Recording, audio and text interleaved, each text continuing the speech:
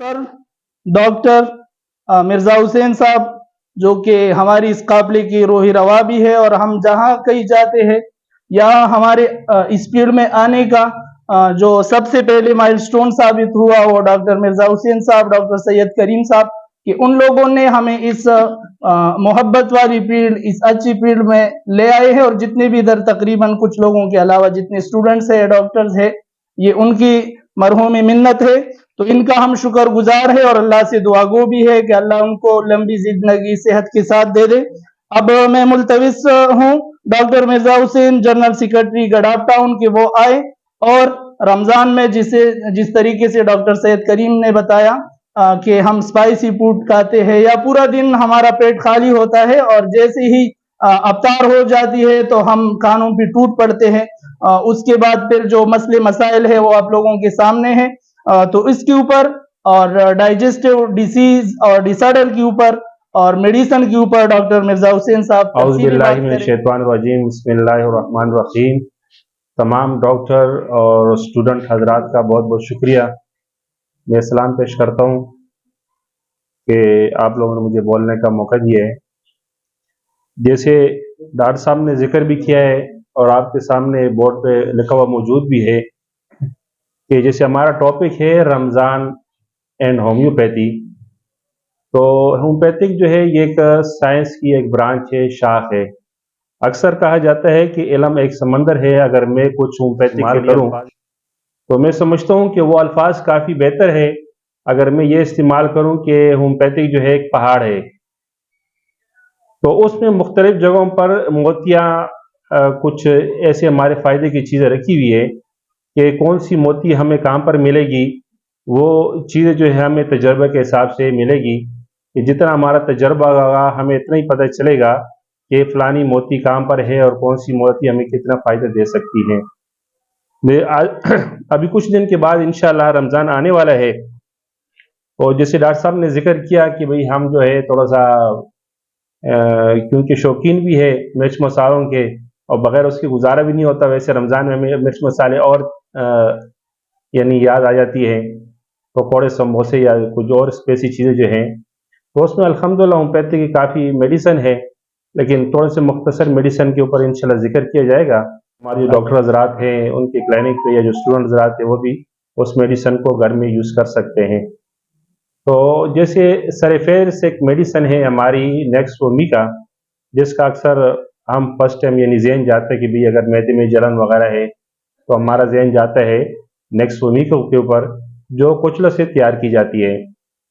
कुचला उर्दू का लफ्ज़ है, जो हमारी मेडिसिन नेक्सोमी का उससे तैयार की जाती है। इसकी यानी आपको मुख्तलिफ पोटेंसी मिल जाती है और इसमें से अक्सर कुछ लोग फिर थोड़ा कन्फ्यूज हो जाते हैं, जैसे स्टूडेंट या डॉक्टर हजरात होते हैं कि भाई कौन सी मेडिसिन की जो है हम कौन सी पोटेंसी का हम इस्तेमाल करें हमारे लिए बेहतर है। तो मैं समझता हूँ कि अगर फिर थोड़ा सा कन्फ्यूज़न हो तो सबसे पहले इंसान जो है जो हमारी जो लो पोटेंसी है 30, उससे शुरू किया जाए।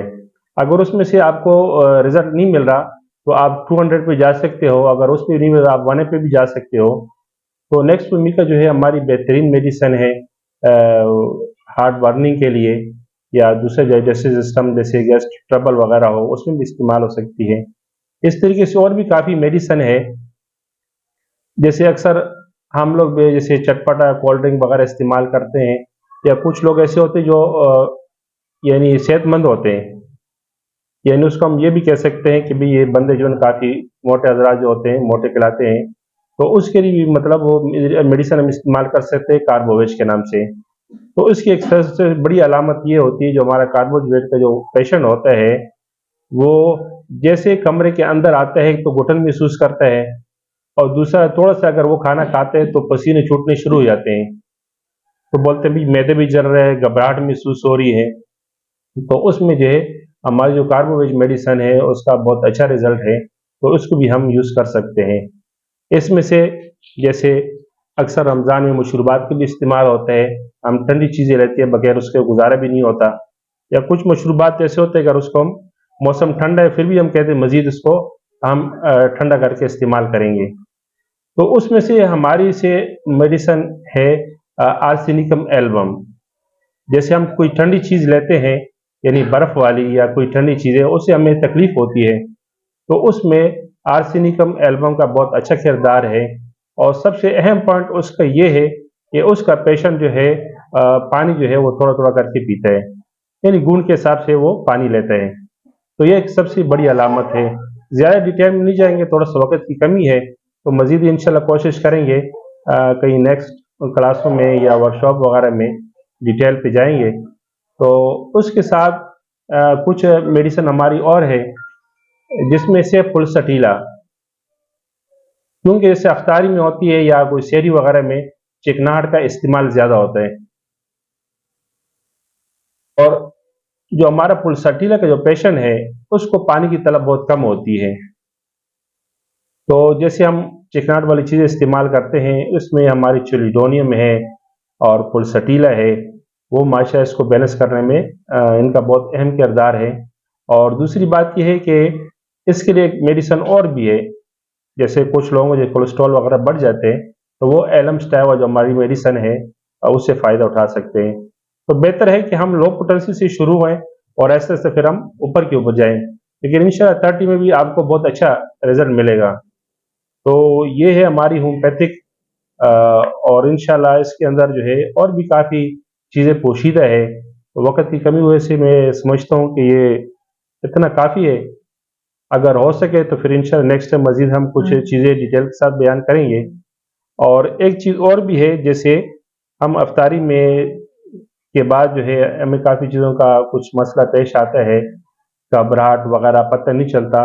अगर हम देखें कोई पेशेंट अफ़ोर्ड कर सकते हैं, तो उसको फिर हम डायग्नोज़ भी कर सकते हैं, यानी उसको फिर एडवाइस कर सकते हैं पैथोलॉजी की तरफ, कि उनके कुछ टेस्ट वगैरह हो जाएँ। कुछ पेशेंट ऐसे होते हैं, जैसे डायबिटिक का पेशेंट है, हार्ट का पेशेंट है, लेकिन एक वलवला होता है, एक प्यार-मोहब्बत होती है।